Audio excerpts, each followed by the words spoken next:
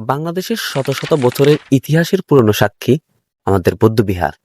এই বৌদ্ধবিহারের ইতিহাস শত শত বছরের পুরনো। চলুন এক নজরে সংক্ষেপে জেনে আসি এই বৌদ্ধবিহারের ইতিহাস।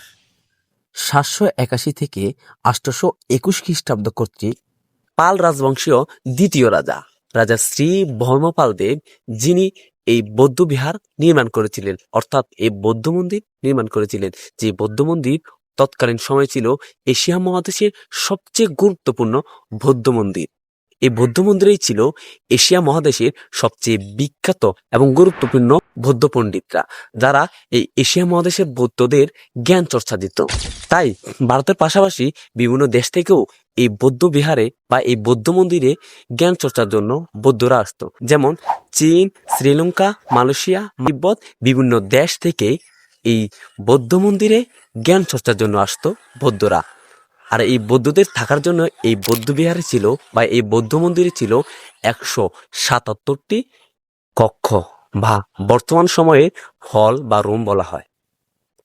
এই জায়গায় জ্ঞান চর্চা হতো বৌদ্ধদের।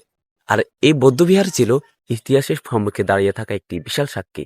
এখন এই পাহাড়ের মতো দেখতে এই বৌদ্ধ বিহারে এত কিভাবে ছিল, আর এই বৌদ্ধ বিহার কিভাবে বিলুপ্ত হলো, চলুন সংক্ষেপে জেনে আসি। তৎকালীন সময় বেঙ্গলীয় সেনারা যখন রাজবংশের উপর হামলা চালায়, তখন রাজাদের কিছু সৈন্যরা এখানে গিয়ে অবস্থান করে, অর্থাৎ বৌদ্ধ মন্দিরে গিয়ে অবস্থান করে।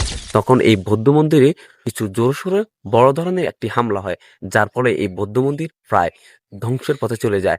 এক পর্যায়ে মাটি চাপা পড়ে যায়। মাটি চাপা পড়ার পর থেকে একটি পাহাড়ের রূপ নেয়। তখন থেকে এই বৌদ্ধ বিহার বা বৌদ্ধ মন্দিরের নাম পাহাড়পুর নামে পরিচিত লাভ করে।